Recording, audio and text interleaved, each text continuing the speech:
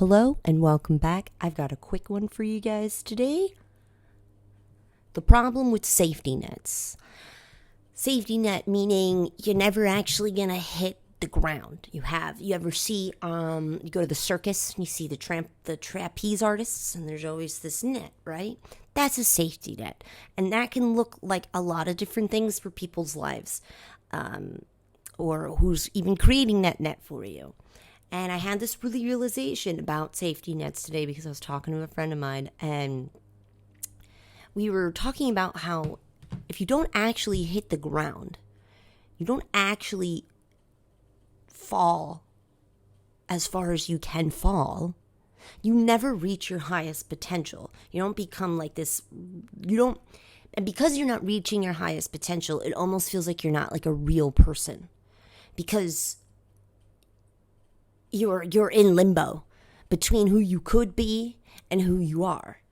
And then you just simmer there for so long and you start creating problems to mimic, like we talked about yesterday, the synthetic survival mode, to mimic rock bottom because you don't actually know what it feels like. But because you don't actually know what it feels like, you cannot even synthesize it. Synthetic it? Make it up, whatever. When you are so terrified to fall, you don't actually know how hard the ground is down there. And if you don't know how hard the ground is, you never know your full capacity of capability. Now, here's the story to go with it to help the thing. So I went rock climbing with my friends, and it was like this bouldering place. So you're not like beladen, you don't have people with the ropes or whatever, you're just free climbing. But the pads underneath are like specifically made that you can fall from that height and be fine. Now, I would get about 3/4 up the wall and look at my friends and they look small. And it would freak me out because, yeah, I feel like I'm super high up. So I'd climb back down without actually reaching the top. And I kept saying that to my friends, like, yeah, it's just like I don't realize how high up I am. And then when I do, I get scared. And my one friend said to me, he goes, that's because you haven't fallen yet. Once you fall and you hit those pads, you actually know the reality of what it feels like rather than the narrative that you're creating. I was creating a narrative, and this narrative was instilling fear. And I feel like the majority of people do this. They create unnecessary fear because they don't actually know what it feels like to fall. And if you don't, because after I finally fell and I was fine, I was like, wow, okay. I was able to reach the top of the wall. I was able to exceed my own expectations, my own expectation of capability, and reach the top. Because I knew how hard the ground was. I knew what it felt like to fall. And without that knowledge, how do you motivate? How do you push yourself? Because if you know what it feels like to fall, you have no more fear of trying again. But if you never fall far enough down to where it rattles your world, you never instill that unbreakable confidence in yourself that you can survive. And we create issues in life out of that fear of that fall. Now, I can tell you, rock bottom looks different for a lot of people, but it's still going to initiate that self-understanding. Whatever your personal hell is in that rock bottom, you then recognize that there's no more narrative, there's no more assumptions about it. You know concrete fact. It feels like this. I broke this body part, and then I just put it back together, and I move. And without that experience, You can never push yourself further and exceed your own expectations because you're doing what I'm doing, what I did on that wall. And you look back when you're far, when you're tall, when you're high up, but you're not the highest. And you look back and you look how scary it is to fall from the progress that you've built thus far. Me climbing that wall. So it's almost like we halt ourselves subconsciously because I don't even think we can reach our highest potential without knowing what it feels like to fall. Because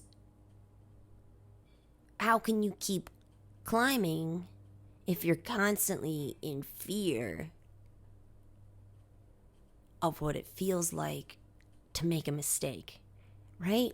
Because that can be what it feels like too, like failure. But we fail every day sometimes.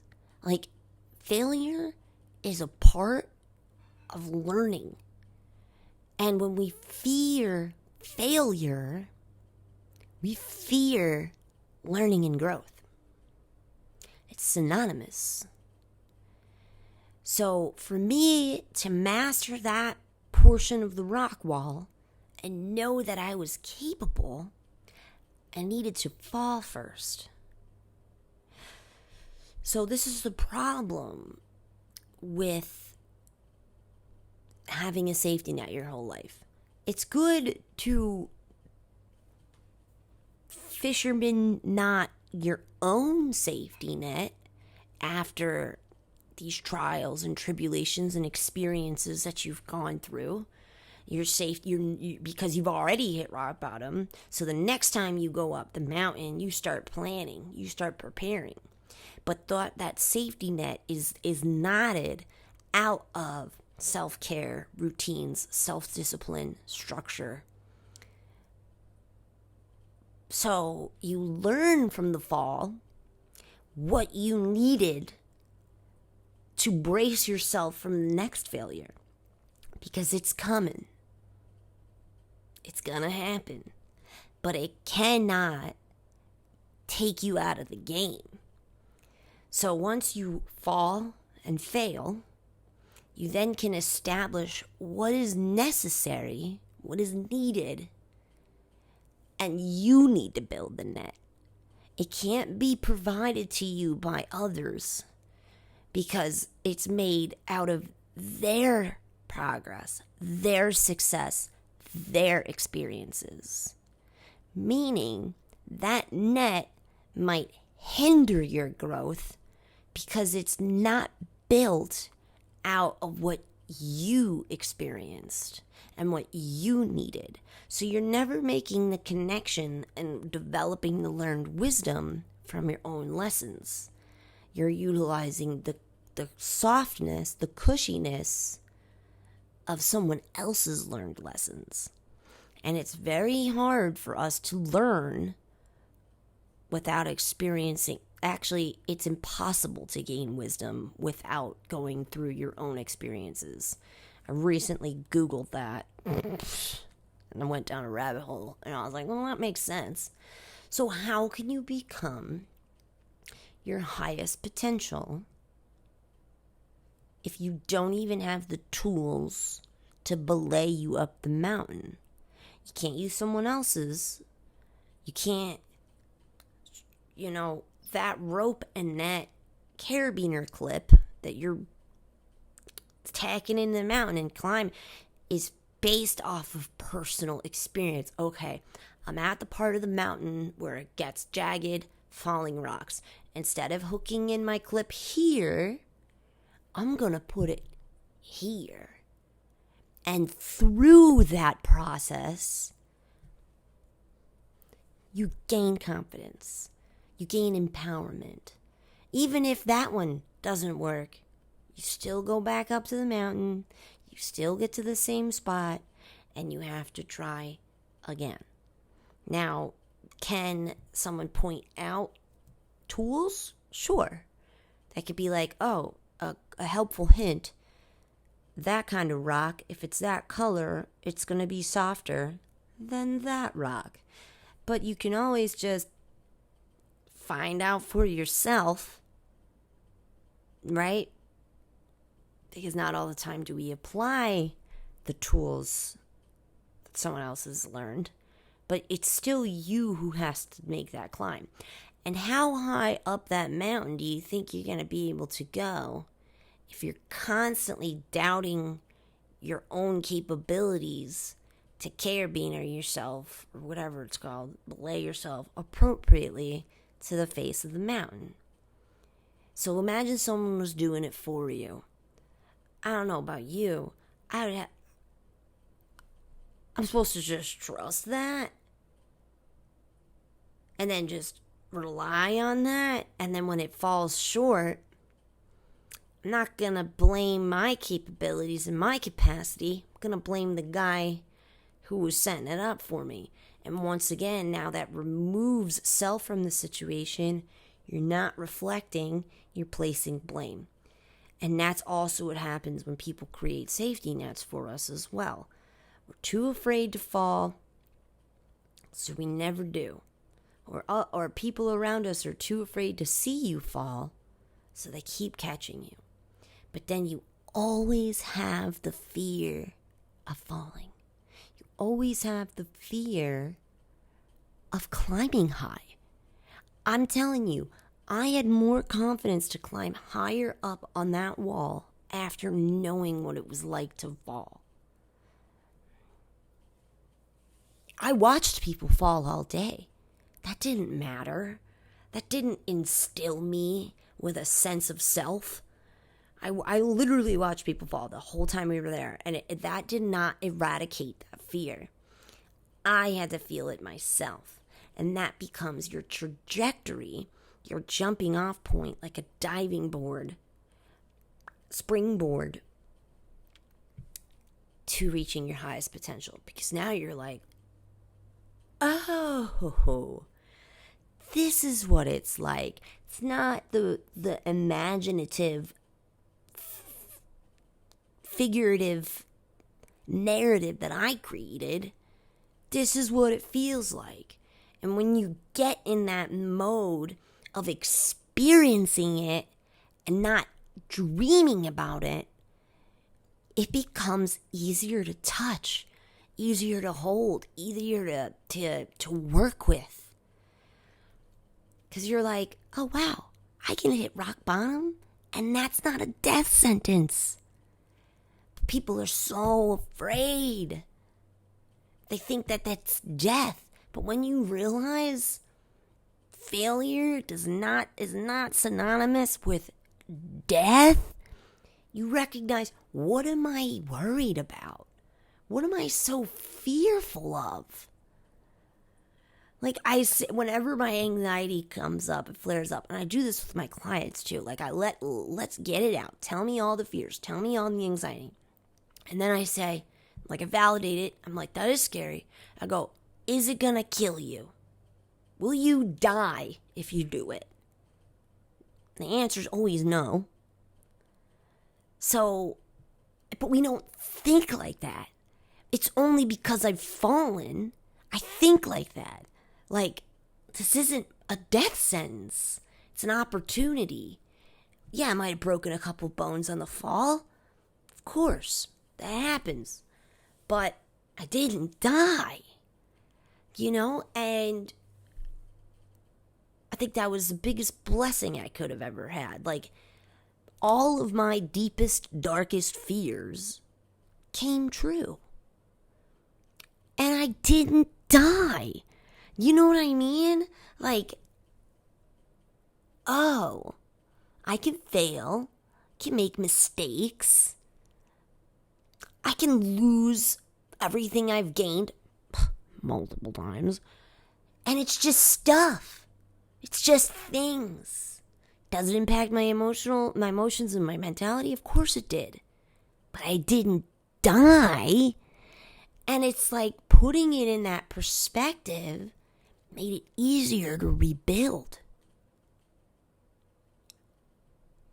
Right? If you know what it feels like to fall, you're not so scared of falling anymore. I don't have fear of it. but I also built my own safety net.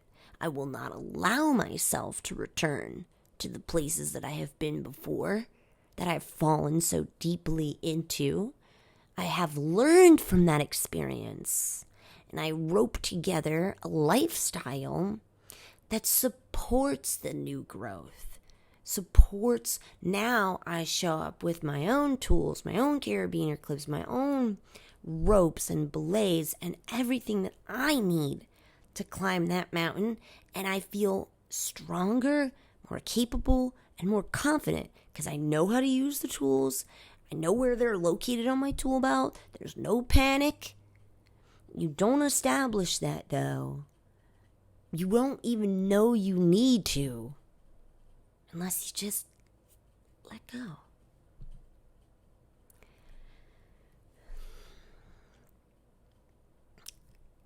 It's all right. Push yourself. Try new things. Do something new. If it doesn't work out, let it go. Everything can be at an arm's length. You don't have to hold everything close to the chest. You could just, with life, it's supposed to be fun. It's supposed to be malleable. It's supposed to be flowing. It's supposed to be experienced. And part of that experience is falling to the ground. And if you don't experience the totality of the human condition, you just want to chase happiness and chase success, well, you're never going to reach either of those things because you need to fail before you can so that you know how to obtain those things. And no one else's safety net is going to illuminate that for you. Like now, right, let's say I fell. I have a support system now. I have a lifestyle that supports my goals. I have self-discipline that supports my goals. So it would be a quick bounce back up, right? So it's not even like, it would be like bouncing off a trampoline instead of hitting rock bottom. And you're still going to fall though. But I now know how deep that hole really can be, and it makes the rest light work because I can handle that. I can handle that failure. I can handle that that relationship that didn't work out. I can handle this new endeavor of collaboration that didn't work out. I can handle any type of rejection, negativity, and failure because I'm not gonna die. And also, it's the springboard to the answer to those things. And, right, like, I don't mind anymore. It doesn't crush me. I just go, oh, okay, that's your character. Moving on. It doesn't throw me anymore. Because I already know what it feels like to be hurt by the person you love most. You know what I'm saying? Like, I already know what it feels like to not have things and not have food, not have electricity, not have gas and whatever. Like, I already know. So everything else, you just like swatting away a mosquito. Those failures cannot touch you anymore. And you're able to pursue and push yourself and recognize your capabilities, which is then going to feed that empowerment that you can go reach the top of that highest potential mountain. But you need to know how hard the ground is, because it also erases the imagination about it, the narrative, the way that you're picturing yourself mangled at the bottom. Broken bones, blood everywhere, But even then, bones heal, scars scar up, and you move on. And you get back to climbing the mountain with less fear every single time. And you also, the self-discipline part becomes not an option anymore. At first it was optional. It's like, I'll do it sometimes and I won't do it other times. But then you keep falling. So now you're like, okay, there's no other option. And that's why you need to hit the ground. Sometimes. Let me make sure that's everything I had in my notes.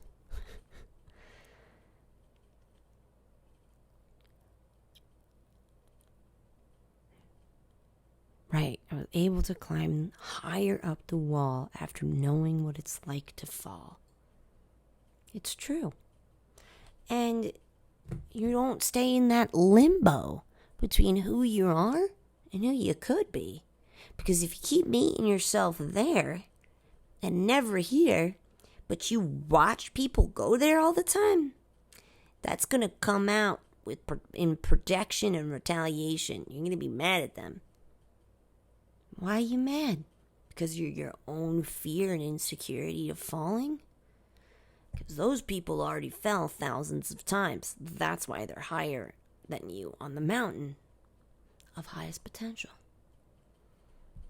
That happens when you meet yourself below your full capacity of potential. You're doing yourself an injustice and a disservice. You're also doing the world an injustice and disservice because we need you up here. Every single person is important if you let yourself be. And you need to fall. You need to learn. You need to get back up, splint your broken bones, and recognize, okay, I can't do that again. I need to do this. And if that doesn't work, then I need to do this, and this. And now you're also fine-tuning the chisel work, that marble statue of who you are authentically. Because you authentically are the overcomer, the one who can complex think, critically think, get yourself out of that. We need challenges to overcome, to recognize our potential, to then realize who we are. Gotta know how hard the ground is. All right, guys, I'm gonna go eat dinner. See you tomorrow.